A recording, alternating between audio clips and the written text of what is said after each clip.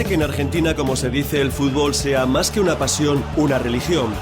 Puede que sus hinchas sean de los más fanáticos del mundo y seguramente los llamados barras bravas sean, de estos, los más radicales. Pero existe en ese fútbol un inframundo que nada tiene que ver con el deporte, que mancha el nombre de los buenos aficionados y que produce una media de 6 muertos al año. Puede que ser hincha sea un modo de vida, pero ser barra brava es un medio de vida. Porque son mafiosos, son extorsionadores, son mercenarios del fútbol argentino que hacen de la hinchada una excusa para delinquir. Hay barras que facturan hasta 70.000 euros ilícitos al mes, que coaccionan al resto de la hinchada, que quitan y ponen entrenadores, o que se ofrecen a los políticos como fuerza de choque en sus mítines. Me mezclo con ellos, así funcionan por dentro las barras bravas.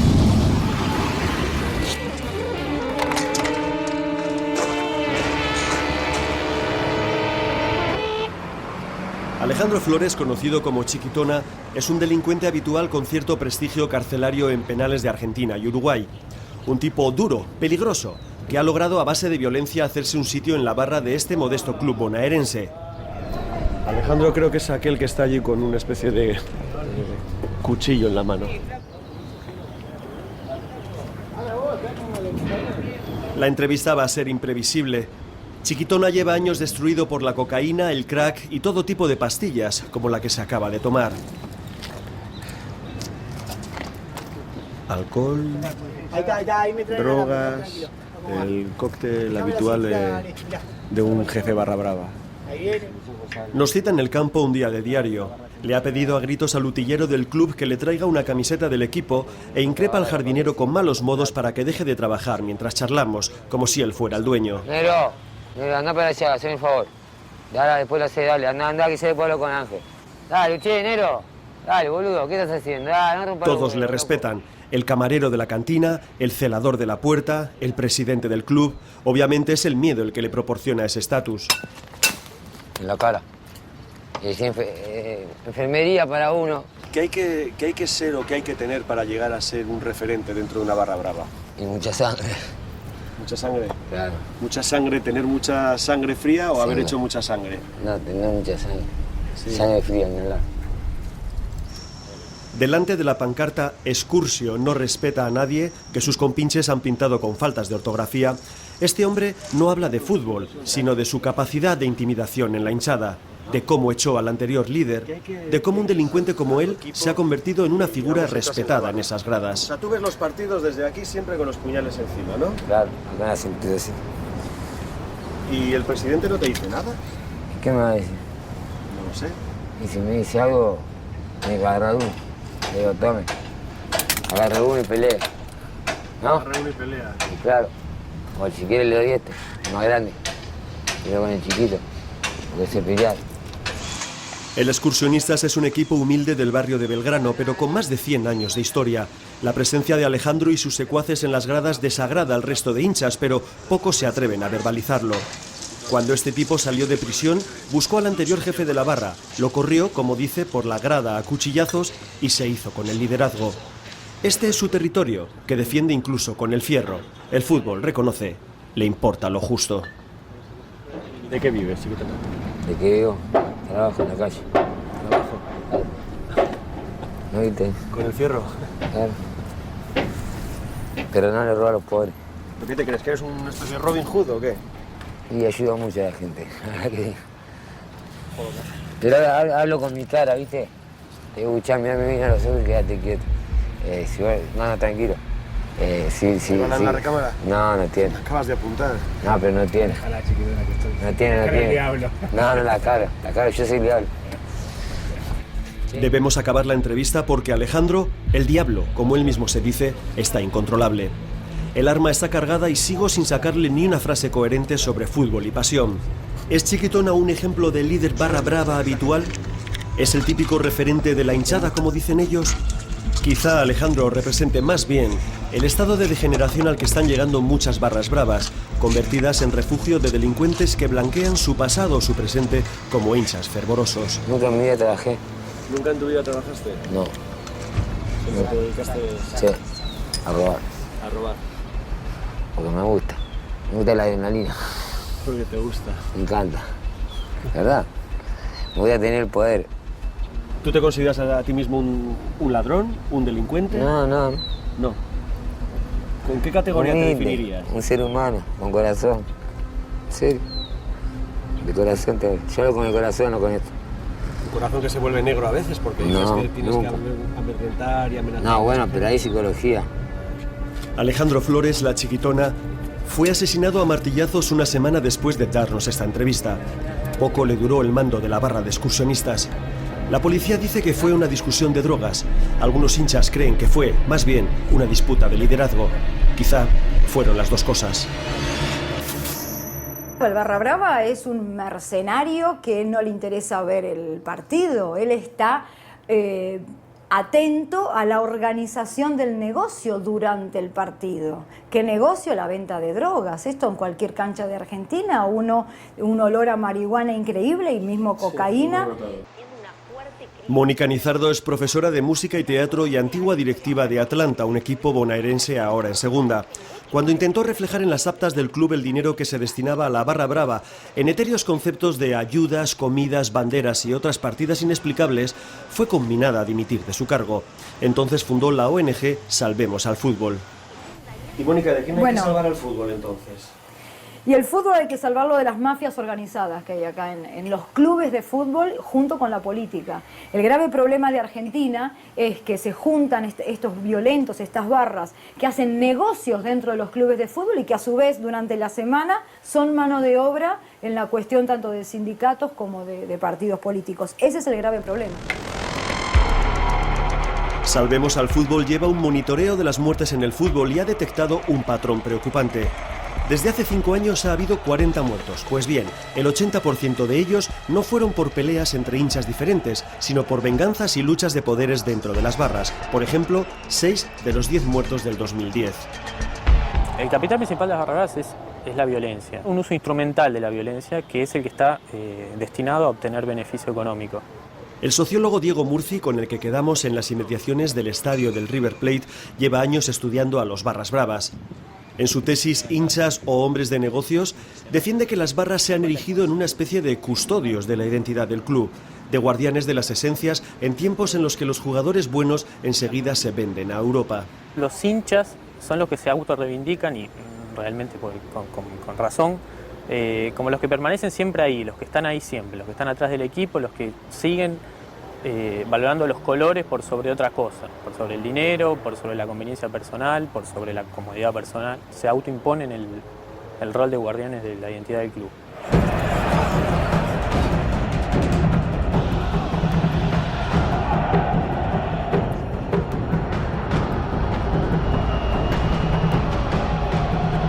Pero en los últimos años ese rol ha cambiado y se ha emponzoñado.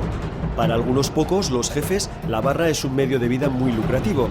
Y para el resto, los pibes, un lugar de pertenencia donde sentirse alguien y en el que se valoran atributos negativos para el resto de la sociedad, como la violencia o el delito. Aquí se convierten en positivos e incluso en marcas de reputación y respeto. Es una lógica casi tribal, pero así se ganan los galones en el submundo de la delincuencia. Ya, o sea, acá el barra se para así y te dice, jugamos un clásico, va a haber comida previa, nos encontramos a las 12 todos los pibes. ¿Cuántos somos? Somos 20. Y el directivo ya sabe que tiene que traer carne para 20. Bueno, oye, ¿por qué no nos llevas donde los pibes? Ahora, para que está. Primero firma acá. Se me caso. ¿Qué pasa con los pibes? No, hay mucho. Están belicosos, están belicosos. ¿Están belicosos? ¿Por Sí, qué? ahora se van a poner. Es un pre-microclima. Hace 3 días. Así que se llevan de juerga desde hace 3 días. Se viene preparando para esto. O sea que son imprevisibles, ¿no? Los pibes. Vale, incontrolables. Aunque nos ha prometido invitarnos a comer asado junto a la hinchada y enseñarnos sus banderas, Fabián Crudeli, conocido como El Crudo, líder de la Barra Brava de Atlanta, ha cambiado de idea ante el estado de euforia de los pibes. A ver, pero Fabián, primera sorpresa. ¿La policía, el operativo policial, lo paga el equipo local? El local. ¿El Estado Acá, o la municipalidad no pone nada aquí? Nada. aportáis un cheque de unos 350.000 pesos para pagar a los 1.000 policías del operativo, policial. Por jugar el partido. Aquí en Argentina el operativo policial lo costea el equipo local, es decir que, de alguna manera, la policía se convierte en cliente de los clubes que contratan y pagan. Hoy es un día grande, el Atlanta juega contra el River Plate y el despliegue de seguridad con 1.000 agentes va a costar 60.000 euros, a 60 euros por policía si es que trabajan los 1.000. Tú tienes una interlocución como referente en la barra, tú tienes una interlocución con el oficial, el policía al mando, ¿sí? Sí. Y si el oficial decide, pues no sé, es decir, sacar las porras y agredir porque cree que hay un comportamiento... Igualmente si hay quilombo del lado mío, yo me pongo... como él agarra a la gente de él para que no reaccione, yo agarro también a la gente mía con todos los muchachos para que no reaccione tampoco. Pero todo es muy extraño porque tú eres el que estás pagando a ese policía. Sí, pero es así. Las cosas en el fútbol, ¿viste? O sea, cuando te pega un porrazo le recuerdas que le estás pagando. Te pagué porque me te pagando, soy masoquista. A Fabián le llamo referente porque ningún líder acepta que lo es. Ninguno se declara jefe, dirigente o cabecilla porque si los pibes se desmandan, si hay heridos, muertos o lo que sea, nadie quiere asumir responsabilidades. El 4 o 5 hinchas del Barça va a la platea del Real Madrid, hace el gol Barça y lo grita eufóricamente. Sí. ¿Qué va a pasar? ¿Los Real Madrid lo van a aplaudir? Sí, pero no, igual no es eso lo que dice. No pasa nada, es lo lógico, ¿no? Bueno, acá no, Acá sí, acá te matan. Adentro de la cancha todo es billete, afuera todo es pasión. Corta la bocha. Es decir, todos lo sabemos, pero venimos porque si no nos morimos. ¿Pero cómo os vais a morir por no ver fútbol? No, por no estar acá con ellos me muero. El Atlanta juega en segunda. Es un equipo del barrio de Villa Crespo, ligado históricamente a la comunidad judía y que ha sufrido en muchas ocasiones cantos discriminatorios e incluso lanzamiento de jabones al campo. En el tránsito desde vuestro campo a donde vais realmente a jugar, no solo teméis a la hinchada del River, que es con la que jugáis, sino que además atravesáis territorios de otros 3 equipos de fútbol que os pueden agredir. Esto no es fútbol, esto es estado jovesiano, o sea, todos contra todos, ¿no? Pero esto no es jugar al fútbol, esto es hacer guerra de guerrillas. Pero a veces vos no vas a buscar la guerra de guerrillas, vienen. Y eso ocurre porque solamente en Buenos Aires, en un radio de 10 kilómetros, hay más de 30 estadios. A la capital federal pertenecen los 5 grandes clubes del campeonato. El año pasado, 16 de los 20 equipos de primera eran de la provincia de Buenos Aires. Cada fin de semana, las hinchadas de cada barrio, de primera, segunda o tercera, se trasladan para ver a sus equipos. Y se cruzan. Y a veces se enfrentan. Como en Europa podría ser que cada club representa una ciudad, en Argentina todo eso se juega al micro nivel de la ciudad de Buenos Aires y de los alrededores. Si avisamos es peor. Hay toda una liturgia previa al partido. La barra queda para comer, normalmente a cuenta de la directiva, se ponen hasta arriba de alcohol y drogas y establecen estrategias posibles de ataques si han decidido provocar o de defensa si temen una agresión. Las barras tienen santuarios donde guardan sus tesoros, las banderas, los trapos. Lugares secretos que a veces cambian cada semana y en los que se guardan también las banderas robadas a las hinchadas rivales, banderas consideradas trofeos de guerra. Hay un montón de pibes que tienen problemas y no quieren salir firmes. Capaz que vos pasás... ¿Pero porque son delincuentes? No sé, no me interesa, yo no le pregunto. ¿O van hasta arriba de coca? Está esa, ¿me entendés lo que te quiero decir? Por eso están te imprevisibles, ¿no? Claro. ¿Vas a filmar todo, De ahí para allá. De ahí para allá, del segundo micro para allá atrás. Bueno. Dale. El tipo es uno de los pesados de la barra. Los tambores, las banderas y los más duros de la hinchada van en los 2 primeros autobuses. Por eso, este sujeto nos invita a que no grabemos a esa gente. Se perciben una serie de órdenes y códigos invisibles, de palabras susurradas, de consignas dadas con un pequeño movimiento de cabeza, de miradas que nos señalan para que no se hagan ciertas cosas ante las cámaras. Hablarme de esos códigos internos invisibles para mí. ¿Cuáles son esos códigos que yo no puedo percibir? Porque vos venís ahora. Vos venís ahora. O trabajás, o estudiás, o dormís, o vagueás, o robás, no sé. Y aquí no se pregunta lo que hace cada uno entre semanas. Ese es el código, no preguntar. ¿Y qué vamos a estar preguntando? Puedo saber lo que hace acá estamos hablando de 600 y 600 personas. Yo puedo hablar, yo sé, yo puedo poner la mano en el fuego por él, lo que hace por él, pero después de lo demás, ¿qué hace? el código de silencio entre los miembros, cuando hay problemas entre ellos. La vendetta es otro, una forma de solucionar los conflictos es a través de la violencia. Hay un código muy fuerte en la barra que no se delata a nadie. Un código de silencio, ¿verdad? El código de silencio y más frente... El código de silencio junto con la violencia para acabar con las cosas son códigos mafiosos, ¿no? Yo puedo ser Gaddafi y soy hincha de Atlanta, a ver si me entendés. Gaddafi. Claro, y soy hincha de Atlanta, ¿pero qué si maté? O el sirio que está matando a todos los sirios. Al-Assad. Al-Assad. Y soy hincha de Atlanta, ¿qué le voy a decir? Si es hincha de Atlanta. Bueno, estaría bien que el Racing le quitara el carnet de socio a Gaddafi o a Al-Assad, ¿no? Se puede hacer. Esto no está, no son socios. Esto no son socios. Pero estos entran gratis, ¿no? Y le da, ¿Entran gratis o no? Sí, le da para que entren, como el que ¿Y por qué entra gratis? ¿Y por qué no pagan por su entrada? Van a todos lados. Como siempre se dice, ¿sabes lo que son? Son un mal necesario. Un mal necesario. Esa es la clave. Esa es la expresión que los legitima ante muchos aficionados, en los que todavía despiertan una especie de miedo admirativo. Obviamente la frase, dicha por el Crudo, que es su jefe, tiene otra trascendencia, la de reconocer que el matonismo es lo que mantiene la vitalidad del negocio, de su negocio, que en esta mañana de sábado es, sobre todo, la reventa de las entradas que la directiva les ha regalado. Todos estos que suben a los autobuses van a entrar gratis al estadio porque son la barra, y sus entradas serán vendidas a otros aficionados a precios astronómicos. Es curioso que digan que el mayor peligro que tienen en el tránsito es que les tiren piedras a los autobuses, cuando los autobuses no tienen ni siquiera cristales. Esto es una pedrada. Pero fíjate lo que firmás, vos me entendés. Vamos a tener código, ¿no? Tenemos código. Sí. Tenemos código los dos, hermano. Vale. No, espera. Antes de subirnos a los autobuses, el Crudo nos vuelve a recordar los códigos, sus códigos, es decir, que no saquemos o provoquemos a determinados individuos, que no les grabemos mientras se meten rayas de coca, que no lo tengamos en cuenta, en fin, si alguno se tuerce y nos agrede.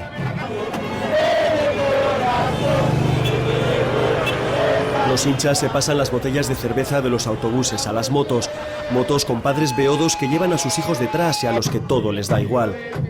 Desde el interior de estos buses destartalados, aunque van enlatados como sardinas y sin las más mínimas condiciones de seguridad, uno se da cuenta del componente ritual que hay en este viaje al campo.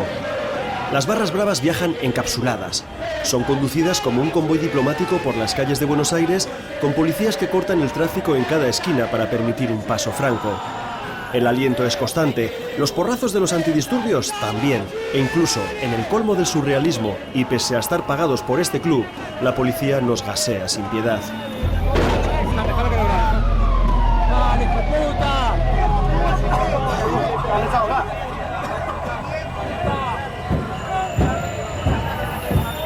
La policía acaba de echar gases lacrimógenos dentro del autobús para obligar a los barras bravas de la Atlanta a meterse dentro del vehículo.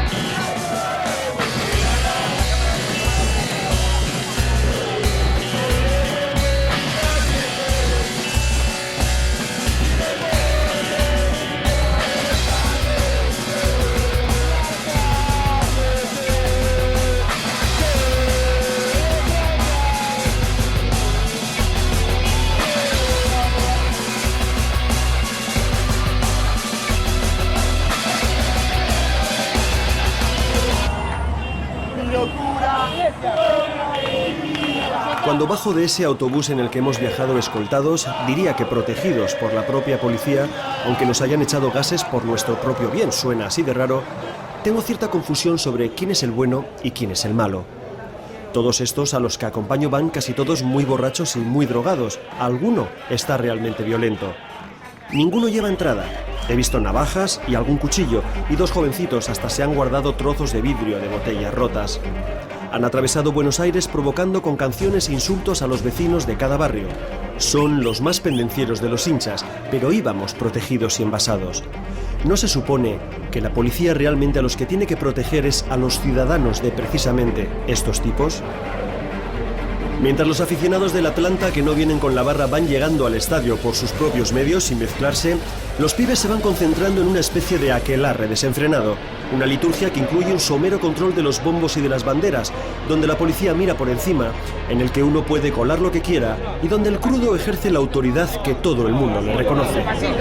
Esta gente establece una especie de contrato simbólico con el club por el que juran defender los colores, los valores, la camiseta, el honor del club, y lo juran defender a muerte. Y esto es una palabra literal, porque mucha de esta gente estaría dispuesta a morir o matar por defender ese tipo de abstracciones.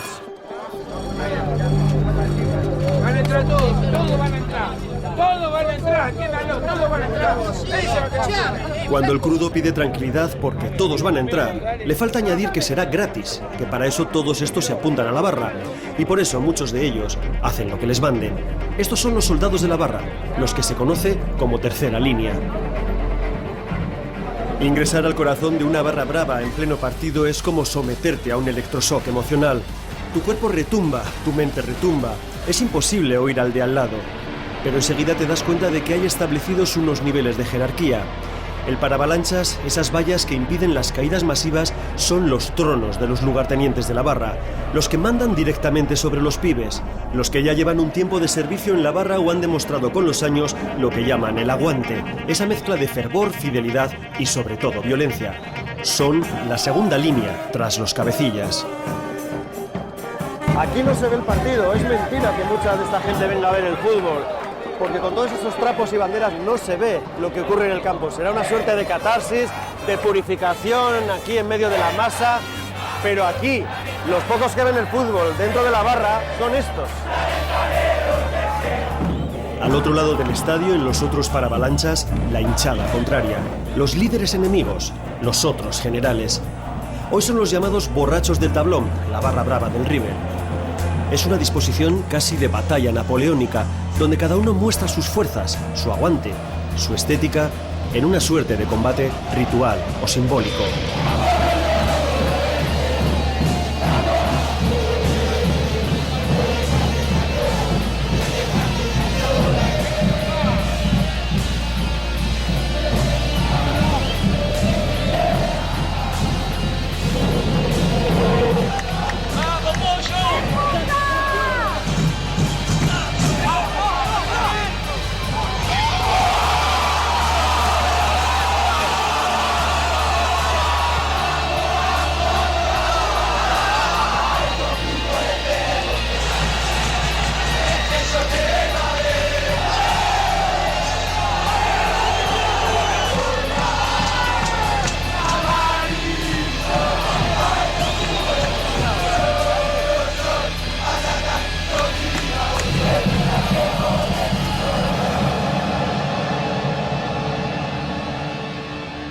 Hinchas odiados, hinchas admirados, las barras son necesarias, las barras son prescindibles, todo el mundo tiene una opinión.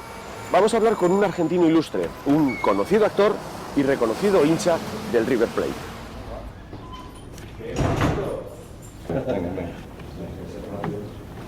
Yo he estado en el metro en Madrid yendo a ver un clásico en el Bernabéu y ver que toda la gente ingresa en los coches, en los vagones del metro, de las distintas hinchadas.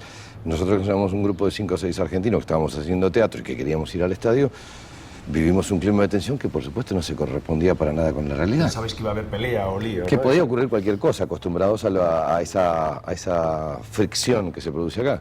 Y fue para nosotros revelador y una maravilla estar ahí y ver que no pasa absolutamente nada. Darín ha tenido más de un problema con algunos barras por ser personaje público, por ser hincha del River e incluso por ser amigo de Maradona, el ídolo de Boca.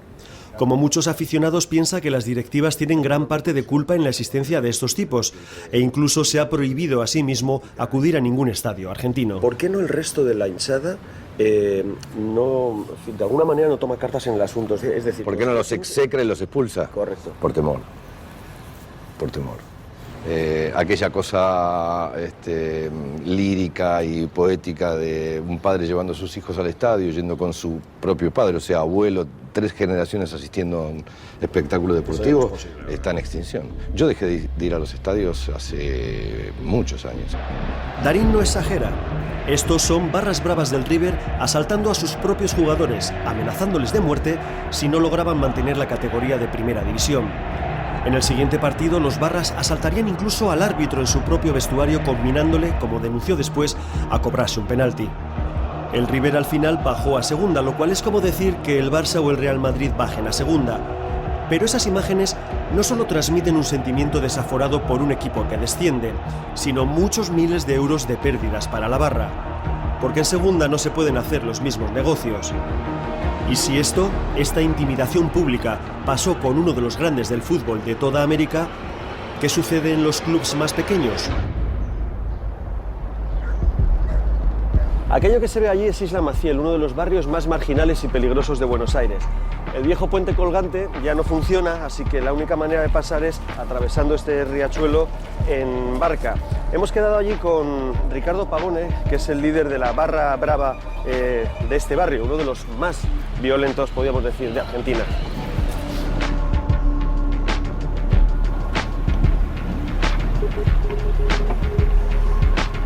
Esta ría vertedero no tiene ni nombre, lo llaman simplemente riachuelo, y estas aguas son de las más contaminadas del mundo por todo tipo de vertidos químicos y materiales pesados.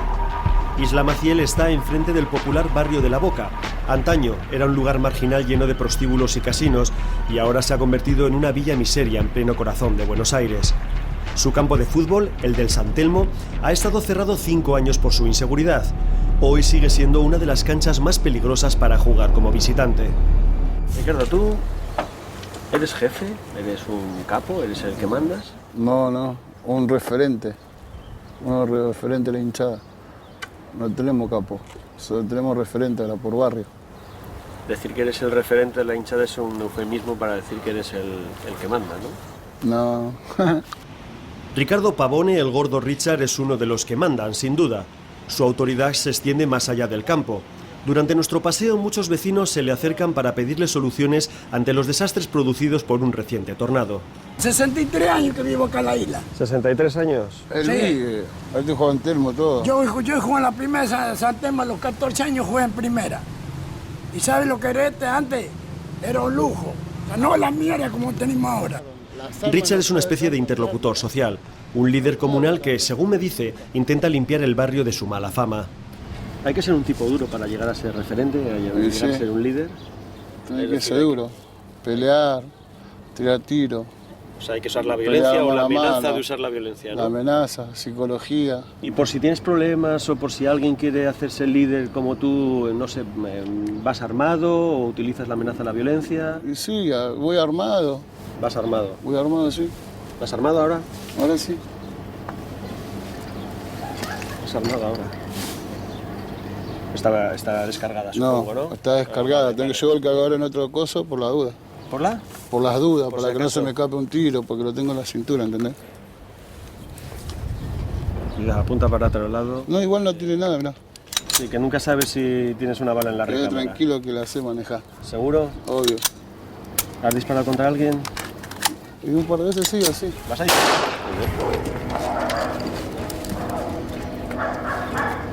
Guarda eso. No pasa nada. ¿Pasa nada? ¿Cómo que no pasa nada? No Estamos en medio de Isla Maciel. ¿Ha pasado policía antes por aquí? Sí, que venga la policía, no pasa nada. No saluda a la policía cuando pasa. Así se hace uno referente en estos barrios. Así se consigue respeto y autoridad. El Richard tiene cuerpo de barra brava, un cuerpo desmesurado, excesivo, lleno de tatuajes y cicatrices que novelan una biografía al límite. Sin embargo, sus modales son suaves y hasta educados. Y tiene razón en que el barrio da cierta sensación de seguridad. Incluso podemos disfrutar de la característica arquitectura de chapa y madera que lo ha hecho famoso. Pero es una sensación falsa, porque vamos acompañados del que manda. ¿Y por qué las barras bravas presumen que ellos tienen que beneficiarse también del fútbol y del dinero que genera el negocio del fútbol? Y está en cada uno, porque vos fijate que un barra brava te puede arruinar el espectáculo. ¿Cómo? Y meten un guacho, tiene una bomba molotov, una bomba de estruendo ahí en el medio de la cancha, te suspende la cancha y el dirigente va a pérdida. ¿Habéis tirado algún cóctel molotov alguna vez? Sí, yo no, pero No, bueno, sí. hay pibes que tiraron molotov, sí. En un enfrentamiento acá con Talleres de Remedios Escalada, se prendió fuego medio cuerpo a un hincha de Talleres. Y no, a un hincha del equipo de Talleres. Sí. ¿Y no tomáis medidas vosotros a nivel interno en la barra de saber quién ha tirado el cóctel y por qué? No, porque éramos todos. El cóctel molotov del que habla Richard contra el equipo de Talleres provocó ese cierre del estadio durante 5 años. A eso es a lo que se refiere cuando dice que una barra puede coaccionar a una directiva.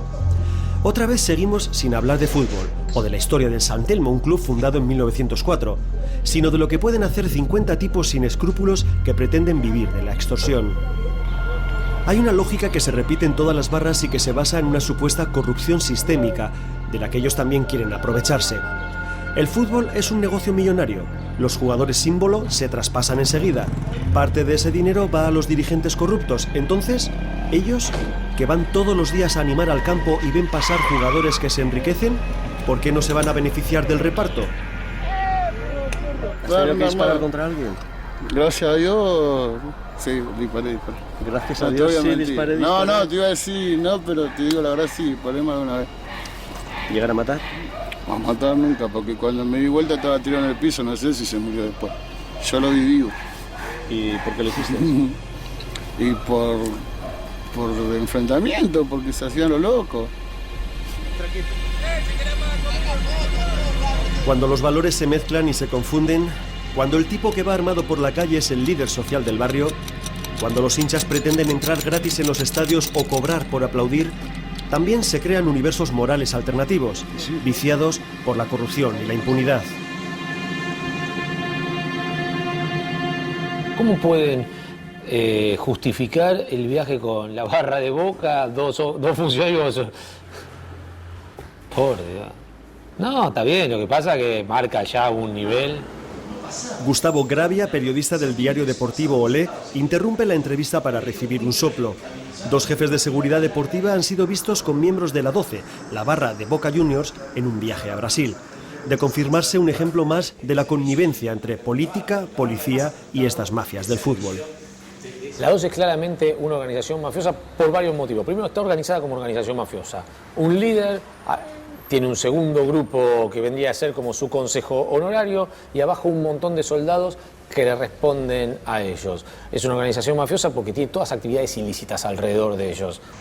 Gravia ha escrito el libro mejor documentado sobre las barras y sus múltiples negocios delictivos.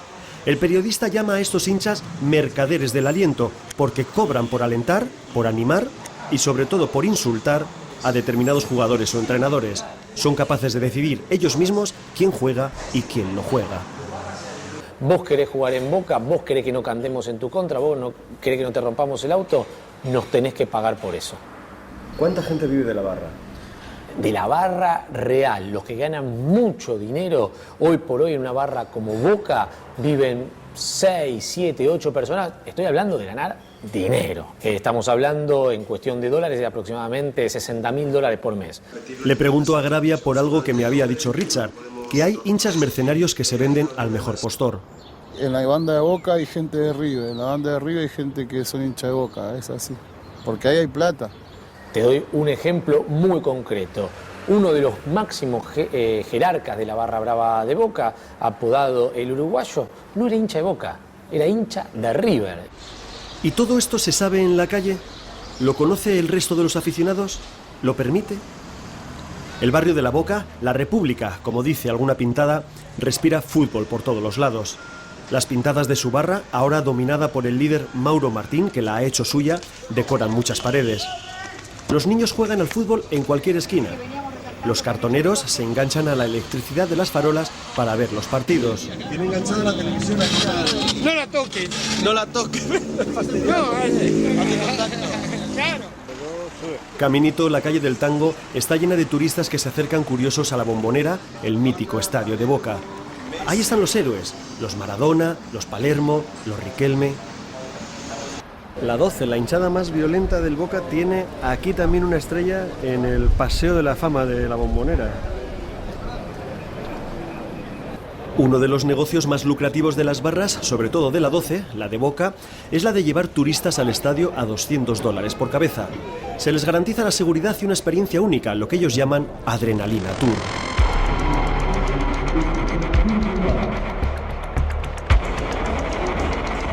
Toda barra tiene una escenografía. En el caso de la 12, que es la más conocida, la más mítica, lo que llaman los soldados, lo que llaman los mulos, van colocando todas las pancartas, todas las banderas, van decorándolo todo para que cuando entren todos aquellos que están allí arriba con todas las banderas, que son el resto de jefes y líderes de la 12, esté ya todo el escenario completamente montado.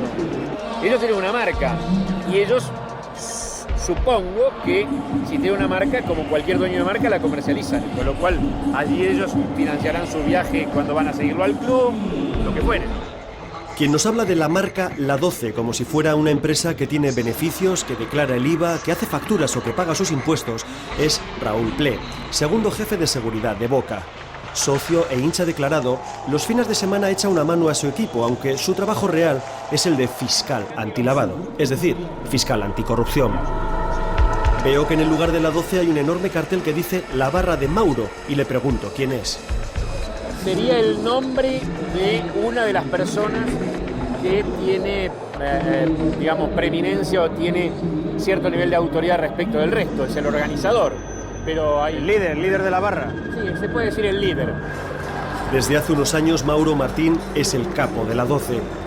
Cuando el antiguo líder salió de la cárcel y quiso recuperar su sitio, Mauro le recibió así. Este personaje, sin embargo, para el jefe de seguridad de Boca, para el fiscal Ple, es solo un socio, una persona con preeminencia.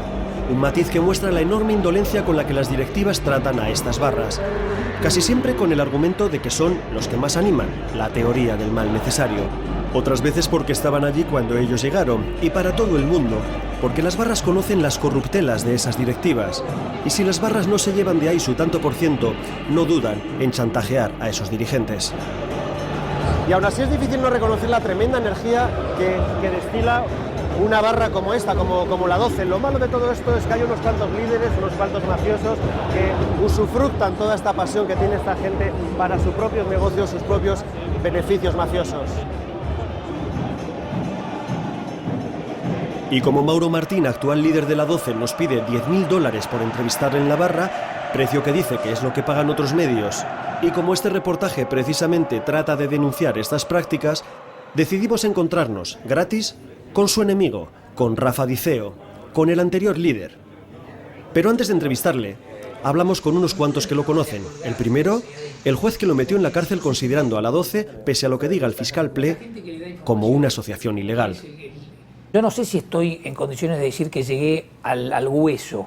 Sí, lo que puedo decir es que nosotros encontramos una cantidad de datos que permitieron establecer que, por ejemplo, lo que era la 12 o lo que era la Barra Brava de Boca era una asociación ilícita. Vergés nos recibe en su casa con la tibia rota, lesión que se ha hecho, como no, jugando al fútbol.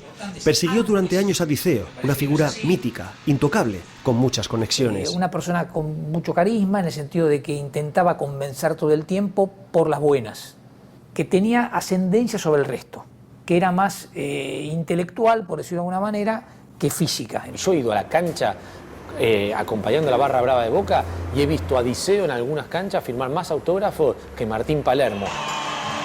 Joaquín Sabina también conoció a Diceo y a sus chicos de la 12. Incluso los citó en una canción, Dieguitos y Mafaldas, pensada para una antigua novia que pertenecía a la barra. Nos lo encontramos en Buenos Aires de gira con Serrat y nos cuenta que la primera vez que tocó en la Bombonera, la seguridad corrió a cargo de los chicos de Diceo. ¿Qué tal? Hola, querido. La primera vez que toqué, vinieron todos los de la 12. Sin ellos no se puede hacer un concierto porque controlan los aparcamientos, controlan las coimas, controlan las entradas, todo. Yo entonces no lo sabía. Vinieron todos y nos hicimos una foto en el camerino. Al año siguiente volví a tocar en la cancha de Boca, pregunté por ellos. Estaban todos en la cárcel, vinieron otros. La nueva directiva. Yo me río, pero no es tan gracioso. El de la cárcel era Rafa Diceo y la nueva directiva, el tal Mauro. Sabina, que sabe mucho de fútbol, está también enterado de los manejos de las barras, que quitan y ponen entrenadores, que se venden a los políticos por sacar una pancarta a favor o en contra de alguien, que utilizan la violencia de manera gratuita. En fin, le pregunto si ahora escribiría la misma canción. A mí me gustaba la épica, la lírica y sobre todo la chica de la 12, ¿no? Luego ya no me gustó tanto lo que empecé a ver y a leer y a ver y a oler. Bien. Hablemos entonces con el mítico Rafa Diceo. El encuentro se produce en un bar que ellos eligen, en su territorio, en la penumbra. Digo ellos porque Diceo aparece con una guardia pretoriana de exmiembros de la 12 que ciertamente intimidan. Cuerpos de barra, como el de Richard, tatuados, tremendos, que hablan de peleas, de aguante, de excesos. Hoy no te peleas contra otra hinchada, hoy se pelean entre los mismos de la misma hinchada. Yo primero tengo pasión por mi club. Ahora sí. Alguien va a hacer un negocio que no afecte la pasión por mi club y da para hacerlo, lo hago. ¿Y crees que ahora la gente que está en las barras está sobre todo para hacer negocios, muchos de ellos ilícitos? Y sí, no, ilícito o lícito, como lo quieran hacer, pero yo creo que primero está la pasión por tu club y tu club. Después está el negocio, que igual lo puedes hacer, teniendo prioridad por tu club. Paramos la entrevista cuando Diceo recibe una llamada que tiene que contestar. Es Carlos Stornelli, director de seguridad de Boca, también fiscal, también exministro de seguridad. Y Diceo me enseña la pantalla complacido como demostrando su influencia o su nivel de contactos. A él, que tiene prohibido entrar al campo, le llama al jefe de seguridad del campo. Hoy para ser el jefe de una barra brava tenés que tener los mejores contactos con la policía y con la política. Si no, no llegas a ese cargo, aunque seas el tipo más duro del universo. Diceo tiene la teoría de que las barras no son intrínsecamente violentas, pero que la violencia a veces simplemente sucede, que se genera. Quiere volver a la barra, quiere volver a ser el líder, quiere volver a hacer negocios, aunque, como reconoce, eso, apartar al tal Mauro Martín, solo lo va a conseguir con violencia. Así que la pelea está servida. Obviamente en la barra brava no se dirimen las cosas con votos en urnas o con charlas en un café, se dirimen a los tiros. Es que la lucha, de hecho, si yo vuelvo, obviamente que la otra parte no va a dejar que yo vuelva así de fácil. Me quedo con la idea de Rafa Diceo de que la violencia a veces simplemente sucede, como dice esta pegatina en una tienda de camisetas cuya marca es Barra Brava. Su dueño, Martín Lapadú, vive de vender ese concepto de que al fútbol se va sobre todo a pegarse. Por eso las fotos que decoran el local son instantáneas de peleas y broncas de hinchas. Folclore nada más, las cosas que suceden. El fenómeno Barras Bravas, como comenta Lapadú, se está extendiendo por toda Sudamérica, pero sigue siendo aquí, en Argentina, donde tienen ese poder y esa relevancia que les ha convertido en actores sociales. Bien, esta es la cancha del Independiente. Su máximo rival es el Racing de Avellaneda. Los partidos entre ambos, los clásicos, Independiente-Racing, son considerados partidos de alto riesgo, de máxima peligrosidad. Pues bien, como una muestra del surrealismo al que puede llegar el fútbol argentino, la distancia que hay entre la cancha del Independiente y la cancha del Racing de Avellaneda es apenas de 300 metros. ¿Cuál es el mayor veneno que tiene el fútbol argentino? Bueno,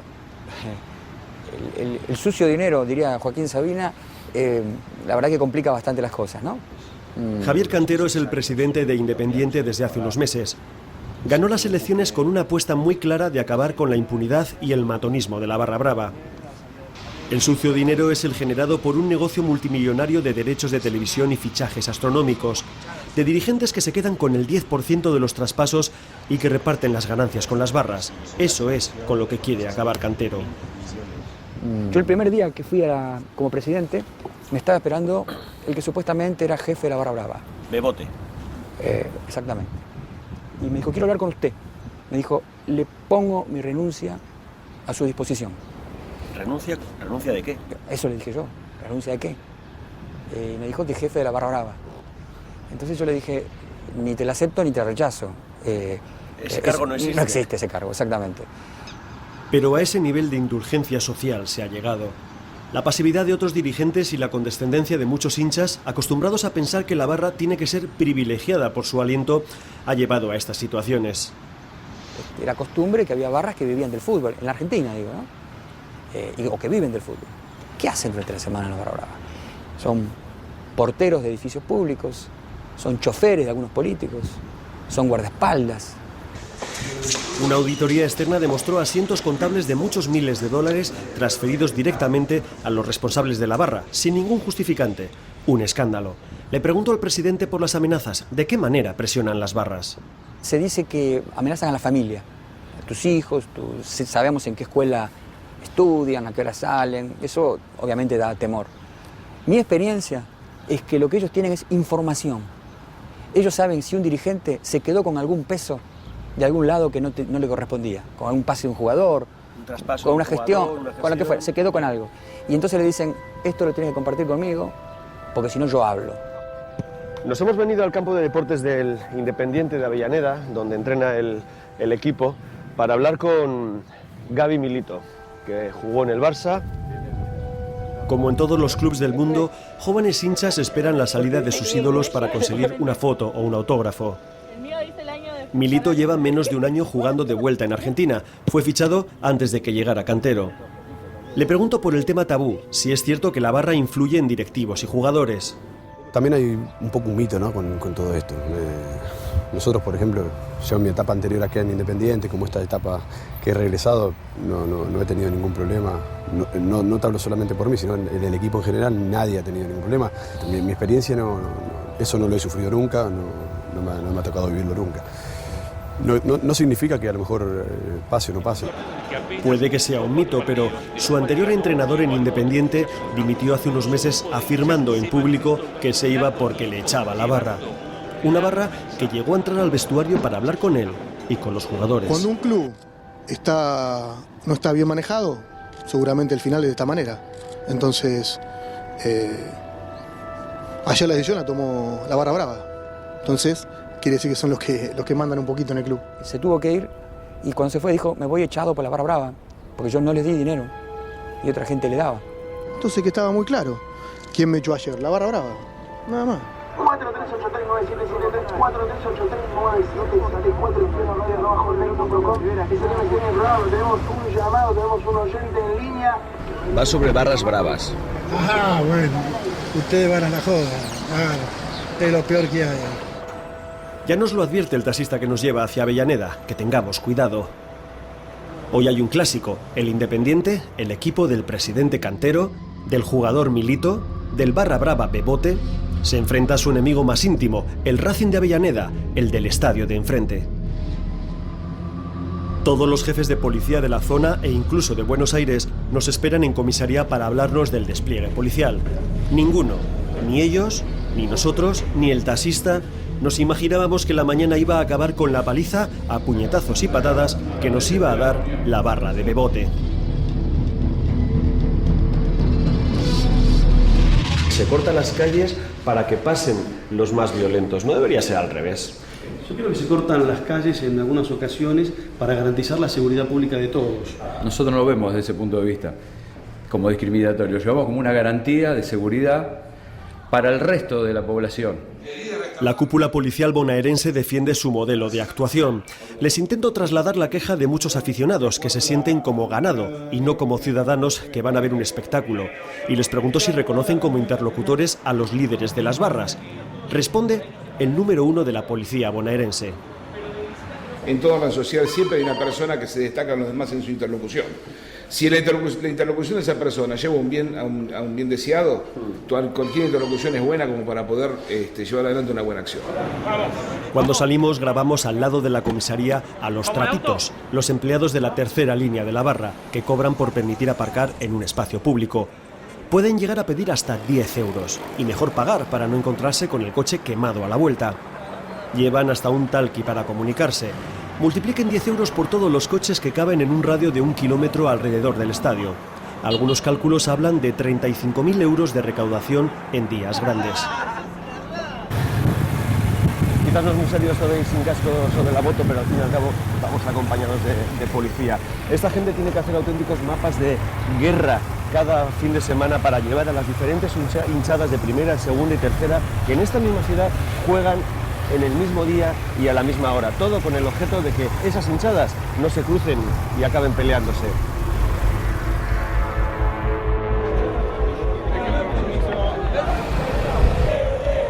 A esto es a lo que se referían todos los que hemos entrevistado. Los autobuses con las barras llegan escoltados y entran hasta adentro. Los hinchas, que se pagan su entrada, son tratados, sin embargo, como sujetos violentos. Los niños entran llorando en el campo y casi odiando a su padre. Y los más jóvenes tratan de contener su indignación bajo la presión de las porras. No, pero no puede ser eso a la entrada. Somos socios nosotros. ¡Vamos, loco! ¡A la concha de tu madre, grondona!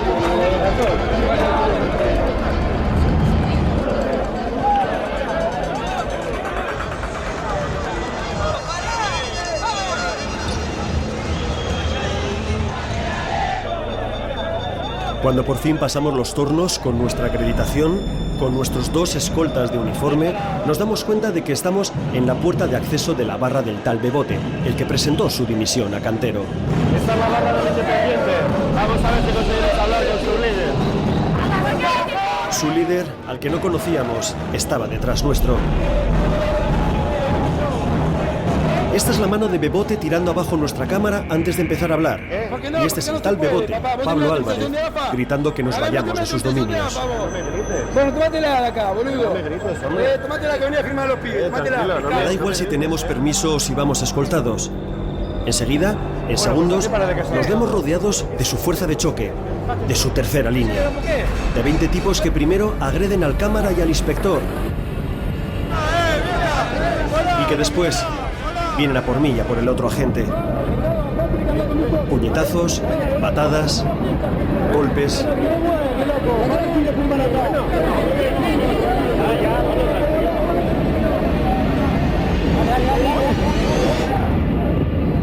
Logramos salir porque el propio Bebote, al que los sudafricanos expulsaron del Mundial nada más aterrizar, les da la orden de parar.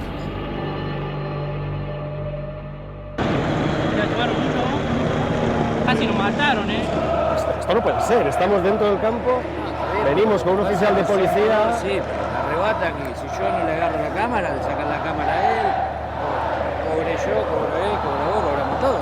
Pero os tienen acojonados, hacen con vosotros lo que quieren. Son 300 tipos. Se ha creído que era una Bueno, cámara policial. aún así me parece alucinante que aunque se crea que es una cámara policial y no periodística, igual. que tenga él, no sé, el tupé, los cojones de con un oficial delante, cogernos la cámara y echarnos y pegarnos, ¿no? Que hacen lo que quieren, que se creen amos y señores de esto. Problema lo que tenemos. Qué pena, qué sensación de impunidad que tienen estos tipos. Sí. De que os tienen así.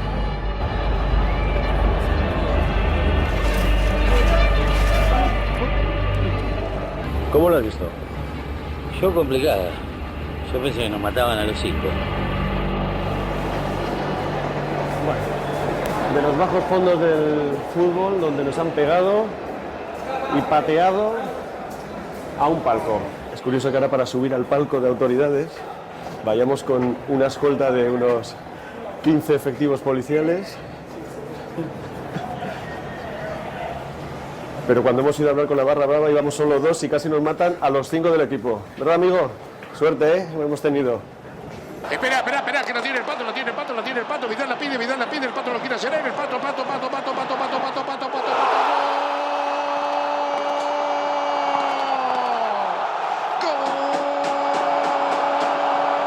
Así son, lo hemos comprobado de verdad, estos mercaderes del aliento, estos profesionales del aguante, violentos, imprevisibles, impunes, amos y señores de sus clubes. Sí, hemos tenido un pequeño problema pues, con la barra que nos han dado. ¿Quién? Bebote. ¿El mismo? El mismo.